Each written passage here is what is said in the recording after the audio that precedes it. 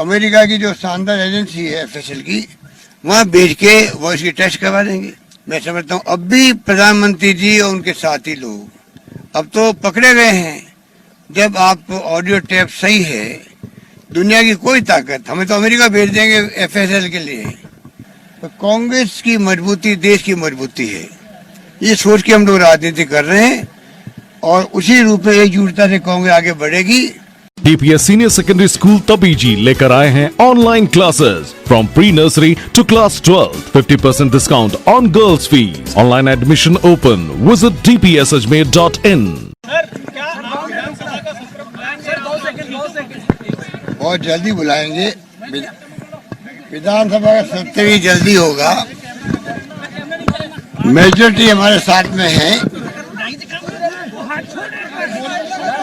पूरे कांग्रेस विधायक एकजुट है। और जो कोर्ट में जो लोग गए हैं, जिन्होंने गलती की है, जो भटक गए हैं, वो लोग कोर्ट में गए। सिर्फ एक पॉइंट है कि स्पीकर साहब उनको जो नोटिस दिया है, वो नोटिस जो है वो सही दिया नहीं दिया, उसका एंटी डिफेक्शन बिल से कोई संबंध नहीं है, एंटी डिफेक्शन एक्ट से कोई संबंध नहीं है। समझ सिर्फ इतना है कि एक मीटिंग हमने की सीएम हाउस के अंदर, एक मीटिंग की थी हम लोगों ने होटल के अंदर विधायक दल की। वो मीटिंग इसलिए की थी, जो लोग चले गए थे वो वापस आ जाए, वो आए नहीं थे। उसके लिए हमारे चीफ विप ने पेटिशन दायर करी स्पीकर के पास में कि इनकी मंशा अलग होने की है। उसके लिए सुप्रीम कोर्ट के फैसले आए हुए हैं। जब मंशा मालूम पड़ जाए कि विधायक पार्टी हटके जाना चाहता है, वॉलंटरी जाना चाहता है, उसके लिए स्पीकर नोटिस देके बातचीत करके उनके साथ में बयान लेके फैसला कर सकता है। ये सिर्फ वो पॉइंट है जिसके ऊपर ये बहस चल रही है। और स्टेट हाई कोर्ट में भी, डबल बेंच में भी और सुप्रीम कोर्ट के अंदर भी ये सारे फैसले वो आ रहे हैं। एंटी डिफेक्शन एक्ट से इसका कोई संबंध नहीं है और हमारे पास पूरी मेजोरिटी भी है, हम एकजुट हैं, तभी यहाँ बैठे हुए हैं। तो कब बुला रहे हैं सर सत्र? और बहुत जल्दी बुला लेंगे और उसी रूप में हम आगे बढ़ेंगे। हम उम्मीद है कि जो लोगों को बंधक बना रखा, वहाँ बंधक बाउंसर लगा रखे हैं, उनके फोन आ रहे हैं कि भाई हमें किसी ढंग से कैसे हम बाहर निकले हैं, निकल नहीं पा रहे हैं। मुझे उम्मीद है कि उनमें से कई लोग जब ये आएंगे तो वो हमारे साथ वोट करेंगे। और हमारे उसके अलावा भी हमारे पास पूरी मेजोरिटी है, पूरी मेजोरिटी सब तरह से सिर्फ, और उसी मेजोरिटी के आधार पर हम हाउस में जाएंगे, बहुमत साबित करके दिखाएंगे। सर, ये कहा जा रहा है कि मंडे के परिजनों पे ईडी की कार्रवाई हो रही है, सीबीआई की। देखो, ईडी की कार्रवाई हो, इनकम टैक्स की हो, सीबीआई को 6 साल लगातार मैं खुद बोल रहा हूँ, पूरा देश बोल रहा है कि जिस प्रकार से कार्रवाई शुरू हुई मोदी जी के राज के अंदर, अमित शाह जी के इशारे पर सीबीआई, ईडी, सबको मालूम है किस रूप में काम कर रही है। तो ये कोई नई बात नहीं है। छापे पड़ने पहले जमाना था जब छापे पड़ते थे तो छापा पड़ने के बाद में मालूम पड़ता था अमुक के घर छापा पड़ गया है। अब ऐसी स्थिति 3-4 दिन पहले ही खबर लग जाती है शहरों के अंदर कि छापे पड़ने वाले हैं और उसी रूप में छापे पड़ रहे हैं। इन छापों से ना हम घबराने वाले हैं, ना हमारा मिशन जो है वो रुकने वाला है। हम बीजेपी की जो नीति हैं, उसके कार्यक्रम, उसके सिद्धांत जो देश को बर्बाद करने वाले हैं, फासिस्टी लोग हैं, लोकतंत्र की हत्या कर रहे हैं, इसका मुकाबला करने का दमखम आज भी तो कांग्रेस के अंदर है। इसमें कोई दो राय नहीं। कांग्रेस 54 पे भी आ गई, 44 पे भी आ गई। पूरे मुल्क में कांग्रेस जन, हर घर में कांग्रेस की भावना। बल्कि कहना चाहिए कि जो लोग समझदार हैं, चाहे वो बीजेपी के हों, चाहे किसी पार्टी के हों, वो भी जानते हैं कि कांग्रेस एक मजबूत दल के रूप में रहनी चाहिए। सरकारें आती है, जाती रहेगी, तो कांग्रेस की मजबूती देश की मजबूती है। ये सोच के हम लोग राजनीति कर रहे हैं और उसी रूप में एकजुटता से कांग्रेस आगे बढ़ेगी। राहुल गांधी जी के जो इंटरेक्शन हो रहे हैं देश और विदेश के अंदर, विषयवार हो रहे हैं, हर विषय पे हो रहे हैं, देश सुन रहा है, उनको भी सुन रहा है, वो क्या सोचते हैं, क्या करते हैं, क्या उनकी खुद की सोच है। अब मोदी जी अच्छे वक्ता हैं, एक सीमा तक आप जनता को प्रभावित कर सकते हो, चाहे ताली बर्बादी हो, थाली बर्बादी हो, बेड बर्बादी हो, मोमबत्ती लगवा दी हो, एक हद तक सब ठीक है। अल्टीमेटली मुल्क समझता है कोरोना है, कोरोना महामारी है, महामारी और भयंकर महामारी है, खतरनाक महामारी है। उसके अंदर जो केंद्र राज्य सरकारों को मिलके इसका मुकाबला करना चाहिए था, किया भी है, आगे भी करना चाहिए।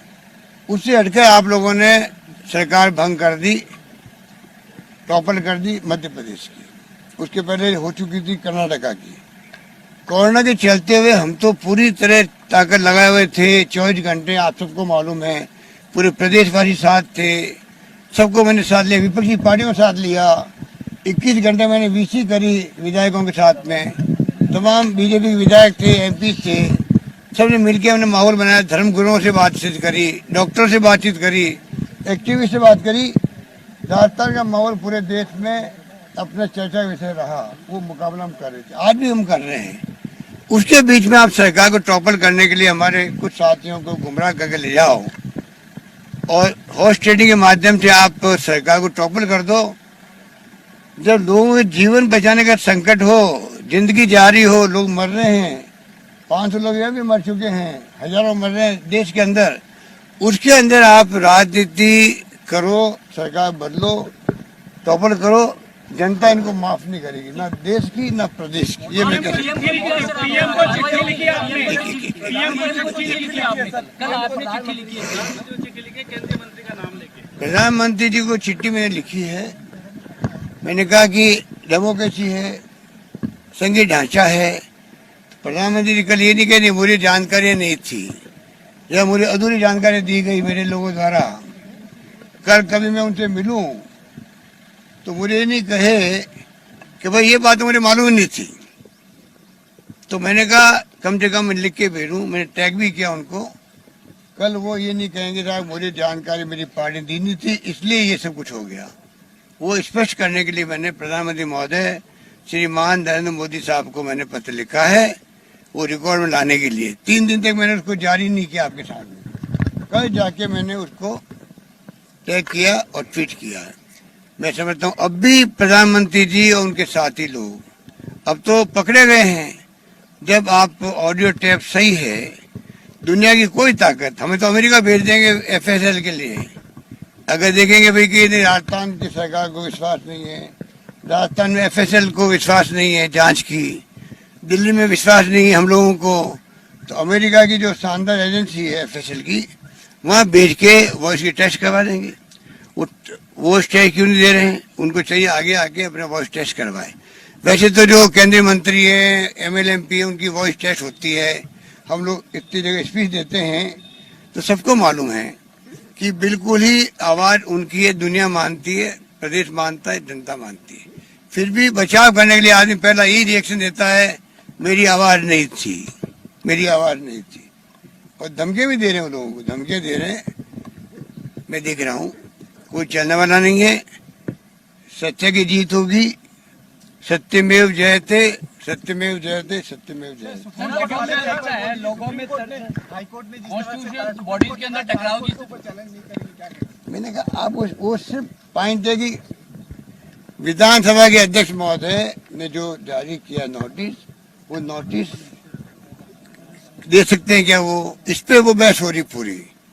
एंटी डिफेक्शन बिल एक्ट दूसरा बना हुआ है, विधानसभा चलेगी, जल्दी हम बुलाएंगे उनको, उसमें हम कोरोना की बात भी करेंगे, पॉलिटिकल बात भी करेंगे, सब बातें करेंगे। सर क्या ये लोगों में बड़ी गिरफ्तारियां होगी जिन्होंने गलत किया है?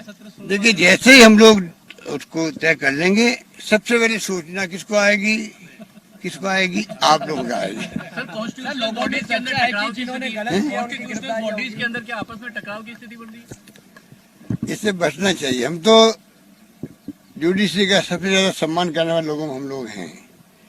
हम कभी जुडिशरी में इंटरवेन नहीं करते हैं, हस्तक्षेप नहीं करते, ना हम लोग कभी सोचते हैं किसी को करना चाहिए। एक जुडिशरी ऐसी है जहाँ पर एक गरीब आदमी भी, अमीर आदमी भी, कोई व्यक्ति जाके न्याय प्राप्त कर सकता है।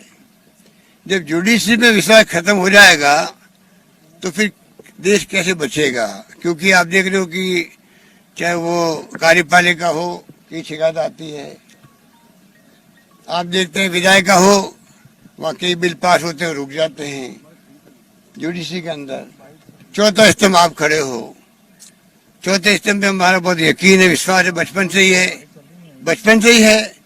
और मैं दावे के साथ कह सकता हूँ कि मैं आज तक पहुंचा हूँ यहाँ पर, तो पूरी मीडिया ने मेरा साथ दिया आज तक, और सच्चाई का साथ दिया। मेरा साथ दिया मतलब मैं सच्चाई पे ही चला हूँ लाइफ के अंदर, सच्चाई पे चलना चाहता हूँ आगे भी। मीडिया से मेरी कोई शिकायत नहीं है, पर हाँ आज मीडिया गोदी मीडिया बन गया है, आज मीडिया दबाव के अंदर है, आज मीडिया कोरोना के बाद में और संकट में आ गया है। जो राज्यों में है वो तो ज़्यादा संकट में आ गया है, क्योंकि तनख्वाह देने भी डाले पड़ रहे हैं उनको, खुद को, अपने संवाददाताओं को, स्टाफ निकाला जा रहा है। मुझे बहुत दुख हो रहा है ऐसे वक्त में कि आप लोगों की कितनी तनख्वाहें होती होगी, किस प्रकार कठिन समय में काम करते हो, तनख्वाहें कम हो रही है, निकाल रहे हैं लोगों को, फिर वो बोल नहीं पा रहे कि स्वाभिमानी लोग हैं वो लोग। ये सब बातें मेरे ध्यान में है।